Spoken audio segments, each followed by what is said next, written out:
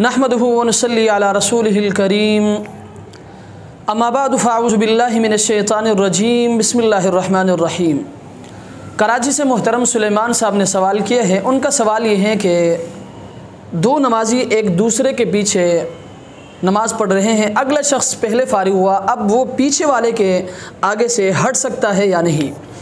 तो याद रखिए, बसा औक़ात ऐसा देखा जाता है कि अगले सफ़ में एक शख्स नमाज़ पढ़ रहा होता है और वो पीछे वाले से पहले फ़ारिग हो जाता है, और फ़ारिग होने के बाद वो इस बात का इंतज़ार करता है कि पीछे वाला फ़ारिग हो जाएगा तो मैं यहाँ से हट जाऊँगा।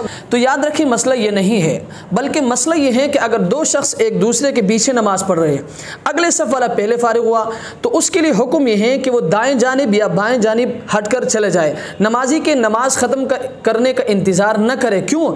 इसलिए कि अज़रूए शरीयत नमाजी के सामने से हटना मना नहीं है, शरआन इसमें कोई ममानियात और कबाहत नहीं है। हाँ, नमाजी के सामने से गुजरना मना है। इसलिए अगर आप अगले सफ़ में बैठे हैं और पीछे वाले शख्स से आप पहले नमाज से फ़ारिग हुआ, तो आपके लिए हुक्म यह है कि आप दाएं जानिब या बाएं जानिब हटकर वहाँ से चला जाए। शरआन इसमें कोई कबाहत और कोई ममानियात नहीं है। अल्लाह तबारक व तआला हमें इस मसले को समझने की तौफ़ीक़ अता फ़रमाए।